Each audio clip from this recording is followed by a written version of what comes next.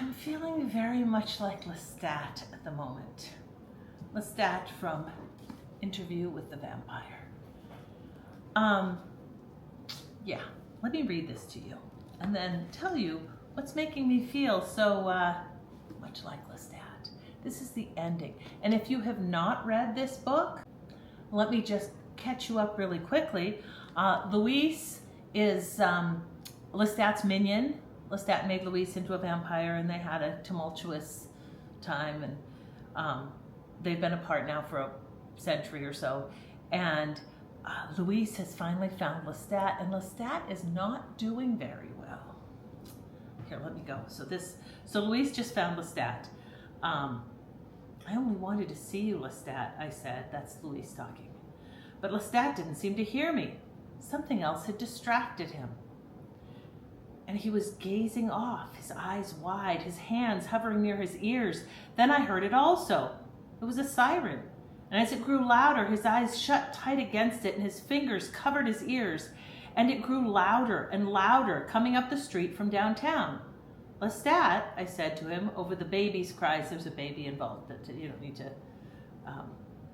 concern yourself with that. Except maybe the baby's upset, and so is he. Is he like being compared to a baby?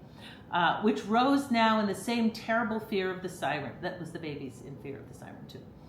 But his agony, his being Lestat, his agony obliterated me. His lips were drawn back from his teeth in a terrible grimace of pain.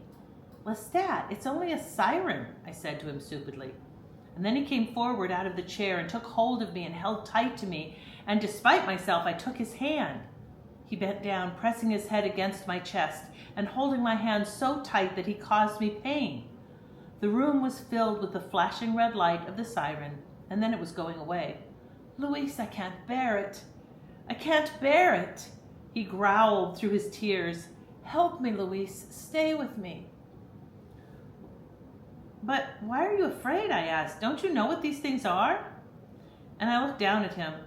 When I saw his yellow hair pressed against my coat, I had a vision of him from long ago, that tall, stately gentleman in the swirling black cape with his head thrown back, his rich, flawless voice singing the lilting air of the opera from which we'd only just come, his walking stick tapping the cobblestones in time with the music, his large, sparkling eyes catching the young woman who stood by, enwrapped, so that a smile spread over his face as the song died on his lips.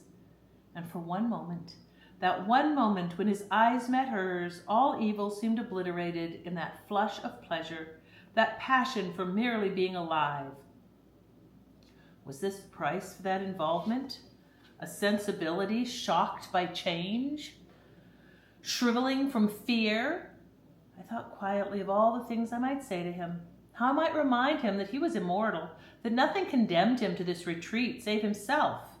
The retreat. So he's like in a duplex that's filthy, and he's been eating like chickens and stuff, and there's dead bodies of chickens around and flies, and he's saying, I might remind him that he was immortal, that nothing condemned him to this retreat save himself, and that he was surrounded with the unmistakable signs of inevitable death. But I did not say these things, and I knew that I would not. So, at the moment, right now, as we speak, I have a sensibility shocked by change. I need to get an Instagram account for the Vampire Library experience. I don't have Instagram. I have Facebook, and that was enough. That was my gleaming moment of passion for merely being alive. No, I won't say Facebook was a passion for being alive, but Facebook was enough. Who needs more than Facebook? And I have LinkedIn too. I mean, I was proud of myself to get a LinkedIn account. But now, we need Instagram. The Vampire Library experience needs Instagram. So, unlike Louise, I don't think you are going to walk away and leave me with the unmistakable signs of inevitable social media death. I think you'll help me. So come on, help me get signed up for Instagram for the Vampire Library experience. So now I'm embarrassed that I thought it was going to be so hard to get an Instagram account. It was really easy. I just clicked start an account and it started an account. And so here's that account.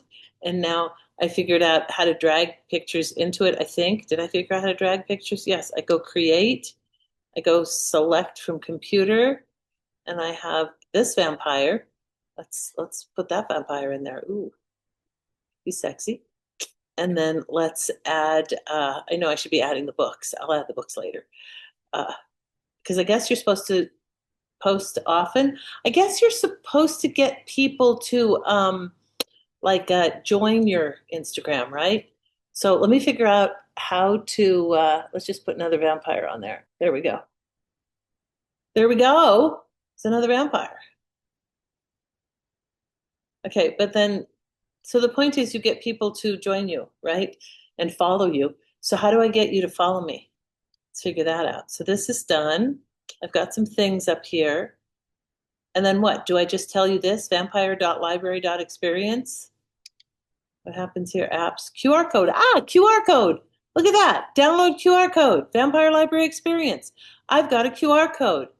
Okay, let us allow its download. I'm going to show it to you right here. Please join and share info with me. And we've got, we're going to do a soft opening. No, a sneak peek. I don't know what you call it. We're going to set up the library on September 19th in Provo, and I'll give you a little more info on that. There's going to be an open mic night and an event at the location. And then the grand opening is Halloween day. We're going to have a costume contest and lots of fun things. So thank you for sharing this journey with me, helping me get over my social media anxiety. And now I have Instagram, and you're going to follow me, right? And we can follow each other, and we can do whatever you're supposed to do on Instagram. We'll figure it out as we go along. Well, you already know. I'll figure it out as I go along now that I'm officially not, how did the end of that book say? Not languishing in the past.